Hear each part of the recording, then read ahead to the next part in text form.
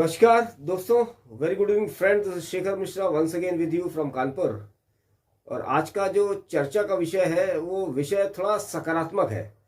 जो भी भारत के अंदर डेडलॉक चल रहा है और जो भी गतिरोध की स्थिति भारत के अंदर पैदा हो रही है और जो भी नकारात्मक विमर्श चल रहा है भारत के अंदर, उसका अल्टीमेट समाधान कहाँ पर है और कैसे है, उसकी चर्चा हम करते हैं। क्योंकि हम सभी भारतीयों को आज की तारीख में बहुत अच्छी तरह, भाई साहब, हम सभी लोगों को मालूम है कि एक इंफॉर्मेशन वॉरफेयर, जिसको हाइब्रिड वॉरफेयर भी बोलते हैं और उसको फिफ्थ जनरेशन वॉरफेयर का भी नाम देते हैं, वो भारत के खिलाफ चल रहा है। अब इसका सलूशन या समाधान कैसे निकलेगा? साहब, एक चीज मान लीजिए, हम आमजन ही इस समस्या का समाधान कर सकते हैं। कोई दूसरा देश का आके या कोई तीसरे देश का आके इस समस्या का समाधान कर नहीं सकता। तो पहले जो समाधान मुझे जो दिख रहा है वो ये है कि जो भारतीय जनता का, आम जन का जो एफिलिएशन है पॉलिटिकल पार्टीज के साथ में, आम जनता को उस एफिलिएशन से निकलना पड़ेगा, उस एफिलिएशन को छोड़ना पड़ेगा। उसका मतलब एक सरल शब्दों में मैं आपको बताऊं कि अगर मैं बीजेपी पार्टी का कार्यकर्ता हूं तो इसका मतलब ये नहीं है कि मोदी जी कोई भी ऐसी चीज करें जो हमारे राष्ट्र के हित में ना हो। तो सबसे पहले मेरी जिम्मेदारी है कि मैं मोदी जी से सवाल पूछूं, या मैं कांग्रेस पार्टी का एक कार्यकर्ता हूं।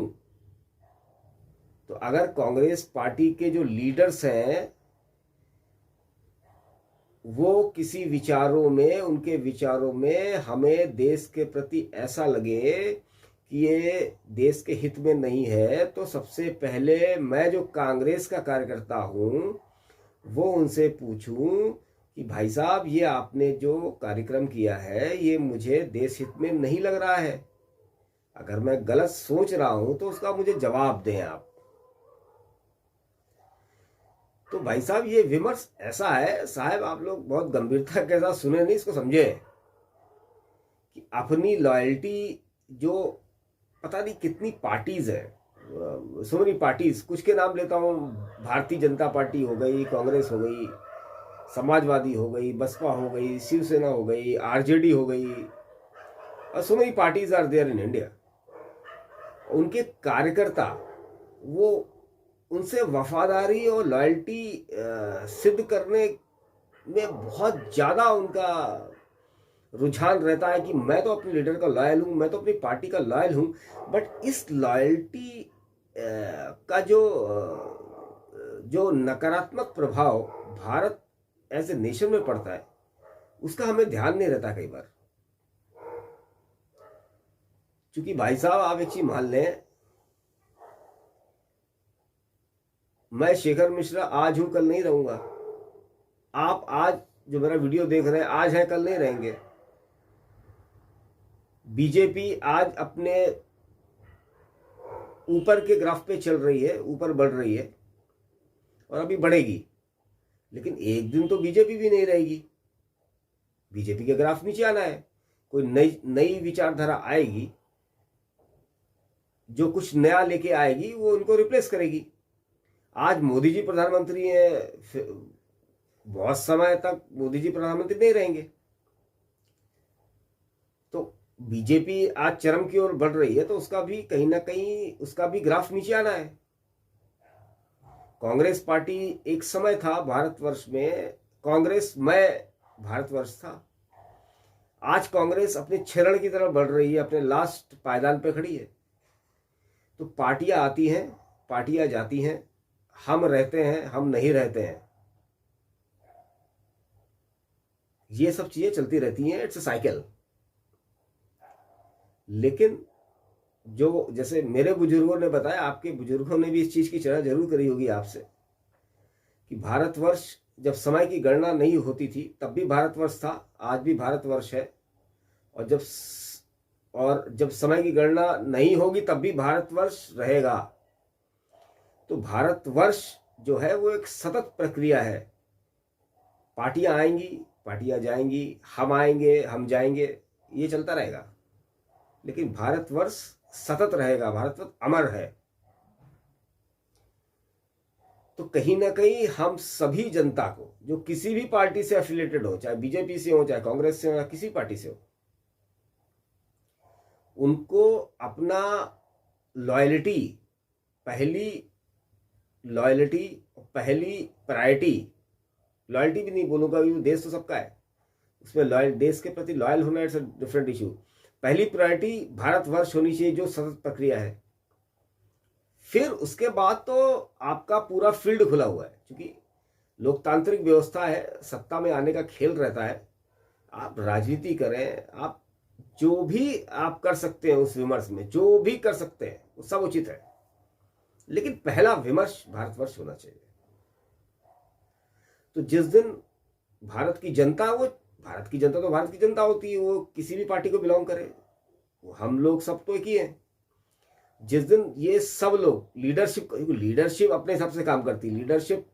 लीडरशिप आज की लीडरशिप हम देख रहे हैं, वो अपने स्वार्थों में लिप्त दिखती है, लेकिन जो जन उनके भागीदार, उनके लॉयल बन रहे हैं, उनको कहीं ना कहीं विमर्श करना पड़ेगा। तो जिस दिन भारत की जनता ये विमर्श कर लेगी कि पार्टियां आती हैं, पार्टियां जाती हैं, हमारे जो लीडर हैं वो अमर नहीं है, लेकिन भारतवर्ष अमर है, जिस दिन ऐसा हो जाएगा तो इन सारा गतिरोध जो चल रहा है वो सब समाप्त हो जाएगा उसी दिन। ये मैं दावे के साथ आपके साथ इस वीडियो में बोल रहा हूं। पार्टी बाद में है, हम सबसे पहले भारतवर्ष में रहने वाले लोग हैं। बस इतना ही काम करना है इसमें। It's a very thin line, एक पतली सी रेखा है, इसमें फर्क करना है बस। आप जिस पार्टी के बिलोंग करते हैं, उसके लॉयर रहे, उसमें भरपूर जुटे हैं, जो भी सत्ता में आता है उसका भरपूर विरोध करें, लेकिन एक पतली लाइन का ध्यान रखें बस। ये जितने लोग हैं ना, ये जितने भी देश विरोधी लोग हैं ना, ये सब अपने आप आपके सामने, इस देश के सामने सरेंडर करेंगे, ये आप मान लीजिए। तो पहली व्यवस्था तो भाई साहब ये हो गई कि जिस पार्टी से आप लोग जुड़े हुए हैं, किसी भी पार्टी से जुड़े हुए हैं, उससे इतना वफादारी मत करिए कि उसमें देश विरोध होने लगे। देश का ख्याल प्रथम होना चाहिए, पार्टी की वफादारी, लॉयल्टी बाद में होनी चाहिए। और दूसरा, जो समाधान का एक व्यवस्था दिख रही है आने वाले समय में, वो है वन नेशन वन इलेक्शन, एक देश एक चुनाव। 5 साल में भाई साहब एक बार चुनाव होना चाहिए। सारा निकाय से लेके, सारे राज्यों से लेके सेंट्रल गवर्नमेंट, एक बार चुनाव। क्योंकि हम लोगों ने सालों ये चूरन चाटा है कि डेमोक्रेसी का फेस्टिवल हम सेलिब्रेट करते हैं, हर 2-3 महीने बाद ढोला कोलक मजीरे जीरे बजाने लगते हैं। तो डेमोक्रेसी एक फेस्टिवल है, लेकिन 5 साल में एक बार आए तो वो फेस्टिवल रहता है। और 2 महीने में फेस्टिवल बनाएंगे तो वो फेस्टिवल का मतलब ही खत्म हो जाता है भाई साहब। दिवाली साल में एक ही बार आती है, होली साल में एक ही बार आती है। अब ऑन एवरेज भारत के अंदर हर 2 से 2.5 महीने से लेकर 3 महीने के अंदर इलेक्शन होता है, क्योंकि भारत के अंदर बहुत से राज्य हैं। अब उसमें भारत का नुकसान कैसे होता है, इसको आप लोग समझिए। अब जो केंद्र में जो भी सरकार है, जब इलेक्शन होता है 2, 2.5 महीने 3 महीने में इलेक्शन होना ही है, तो जो केंद्र सरकार का जो काम है, भारत को गवर्न करना, भारत को डेवलप करना, भारत का एक अंतर्राष्ट्रीय स्तर में एक इम्प्रूव करना, और भारत की जनता के इस जीवन स्तर को उठाना, वो काम छोड़ के सेंट्रल गवर्नमेंट को भी उन इलेक्शनों में इंगेज होना पड़ता है। तो जो ऊर्जा भारत की जनता के लिए लगनी चाहिए, भारत के किसानों, भारत के लिए सभी वर्गों के लिए लगनी चाहिए, वो ऊर्जा इलेक्शन में लग जाती है। अब जिस राज्य में चुनाव होता है, उस राज्य की भी जिम्मेदारी जनता ही होती है, वो तो राज्य के प्रथम व्यक्ति होते हैं, जो मुख्यमंत्री होते हैं, कि जनता की सेवा में सेवा प्रधान होते हैं, तो उनकी भी ऊर्जा का क्षरण होता है और वो भी इलेक्शन में नकारात्मक ऊर्जा में लग जाते हैं। और तीसरा, हमारा जो एडमिनिस्ट्रेटिव एडमिनिस्ट्रेटिव पार्ट है, जिसका काम है जनता की सुरक्षा और उनकी व्यवस्थाओं की देखरेख और उनकी व्यवस्थाओं को आगे बढ़ाना। जब इलेक्शन होता है तो वो भी उनकी ड्यूटीज और पूरा फोकस चुनाव में ही लग जाता है। जनता से उनका भी जो ऊर्जा है वो विमुख होके चुनाव में ऊर्जा लग जाती है। तो अल्टीमेटली हम लोगों का ही, आम जन का ही नुकसान होता है। और चौथा, जो सबसे बड़ा महत्वपूर्ण है, भारत एक युवा देश है, बहुत युवा लोग रहते हैं। युवा ऐसे माने जाते हैं, युवा माने नहीं जाते। युवा के अंदर बेसिकली जो ऊर्जा का संचार होता है वो बहुत इतना ऊर्जा होती है कि अपनी ऊर्जा से वो कुछ भी कर सकते हैं। कोई भी नया अन्वेषण कर लें, कोई भी नई चीज का खोज करें, अपनी शिक्षा में अपनी शिक्षा लेके लोगों के जीवन स्तर को बदलें।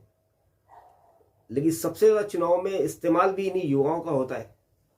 तो वो जो ऊर्जा सकारात्मक उनकी लाइफ या समाज या देश या विश्व के लिए लगनी चाहिए, वो ऊर्जा चुनाव में नारे लगाते हैं और इन सब चीजों में ऊर्जा का क्षरण हो जाता है। तो इस ऊर्जा के क्षरण को रोकने के लिए भारत में एक देश एक चुनाव की व्यवस्था बहुत अनिवार्य है। तो ये दो विषय थे जो मुझे, जो संकट काल या गतिरोध या एक गतिरोध पूरा बन गया है भारत देश के अंदर, उससे निकलने का प्रावधान है।